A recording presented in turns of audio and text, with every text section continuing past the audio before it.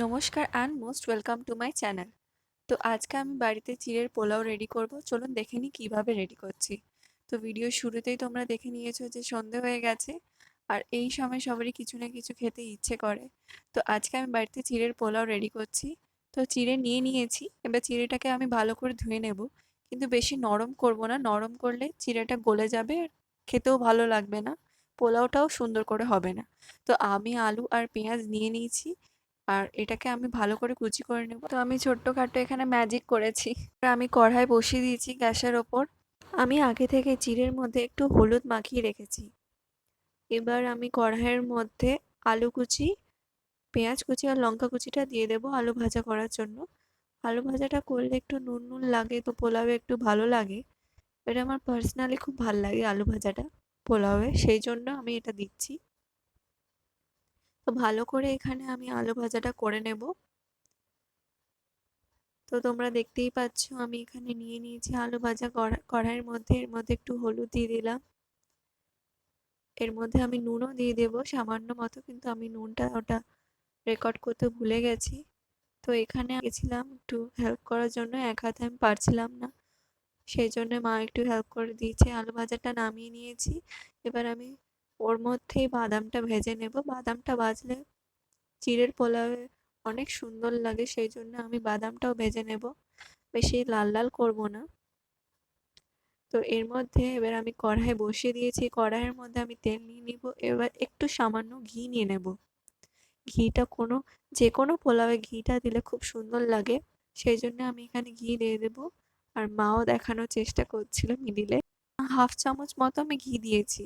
আমি সর্ষের তেল ইউজ করেছি, তোমরা চাইলে সাদা তেলও ইউজ করতে পারো, এটা তোমাদের ওপর ডিপেন্ড করে। আমার সর্ষের তেলটা একটু বেশি ভালো লাগে, তাই সর্ষের তেলে করেছি।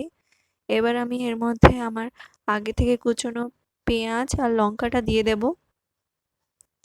এবার পেঁয়াজ আর লঙ্কাটা ভালো করে আমি ভেজে নেব। পেঁয়াজ আর লঙ্কার মধ্যে আমি একটু নুন মিশিয়ে দেব। নুনটা দিলে ভালো লাগে, টেস্টটা ব্যালেন্স হয়ে যায়, সেই জন্য আমি নুন দিয়েছি এর মধ্যে। নুনটা তোমাদের টেস্টের অনুযায়ী দেবে, বেশি কমও দেবে না, বেশিও দেবে না। নুনটা আমি আমার টেস্টের অনুযায়ী অল্প একটু দিয়েছি, পরে আবার একটু অ্যাড করেছি যেহেতু নুনটা কম কম লাগছিল আমার। আর পরে আমি আবার ঘিও অ্যাড করেছিলাম। তো এইবার সব কিছু দেওয়ার পরে আমি আরেকবার নেড়ে টেড়ে নিচ্ছি।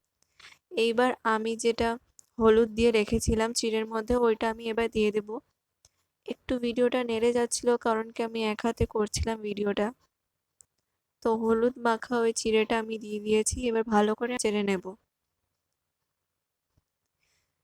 এখানে দেখতেই পাচ্ছ আমি চিড়েটা একটু কম ভিজিয়েছিলাম, তাও এরকম হয়ে গেছে। তো বেশি ভেজাবে না, বেশি ভেজালে একদম মাখা মাখা হয়ে যাবে, ওটা খেয়ে লাগবে না। তো এখানে আমি ভালো করে ফ্রাই করে নিয়েছি। এবার আমি স্বাদ মতো চিনি দিয়ে দিচ্ছি। তোমরা তোমার টেস্টের অনুযায়ী চিনি দেবে, মিষ্টি কম খেতে চাইলে মিষ্টি কম দিবে, বেশি চাইলে বেশি দেবে, কিন্তু আমি এখানে ব্যালেন্সিং অনুযায়ী আমার যতটা ভালো লাগে আমি ততটা দিয়েছি। এবার ভালো করে নেড়ে নিলাম। গরম মশলাটা অ্যাড করছি। গরম মশলা অ্যাড করার পরে আমি এখানে কড়াইটা অফ করে দিব। এবার গরম মশলা অ্যাড করার পরে আমি একটু ভালো করে নেড়ে চেড়ে নেব। দেখতেই পাচ্ছ কত ঝুরঝুরে হয়েছে। এবার আমি ভেজে রাখা আমার আলু ভাজা আর বাদাম ভাজাটা দিয়ে দিচ্ছি। এবার দুটো দিয়েই আমি ভালো করে নেড়ে চেড়ে নেব। এটা যখন আমি নাড়ছিলাম তখন খুবই সুন্দর একটা স্মেল বেরাচ্ছিল, গরম খুবই সুবিধা হচ্ছিল, কত ঝুরঝুরে হয়েছে তোমরা দেখতেই পাচ্ছ। এইবার আমার চিড়ের পোলাও রেডি হয়ে গেছে, আমি একটা বোলের মধ্যে সার্ভ করে নিয়েছি। চিড়ের পোলাওটা খুব সুন্দর লেগেছে খেতে। এইভাবে চিড়ের পোলাওটা বাড়িতে বানিয়ে দেখবেন, আমারও যেমন ভালো লেগেছে, আশা করি আপনাদেরও ভালো লেগে থাকবে। তো আজকের জন্য এইটুকু। ভিডিওটা ভালো লেগে থাকলে লাইক, কমেন্ট, সাবস্ক্রাইব করে দেবেন। আবার আপনাদের সাথে দেখা হবে নতুন একটা ভিডিও নিয়ে। নমস্কার।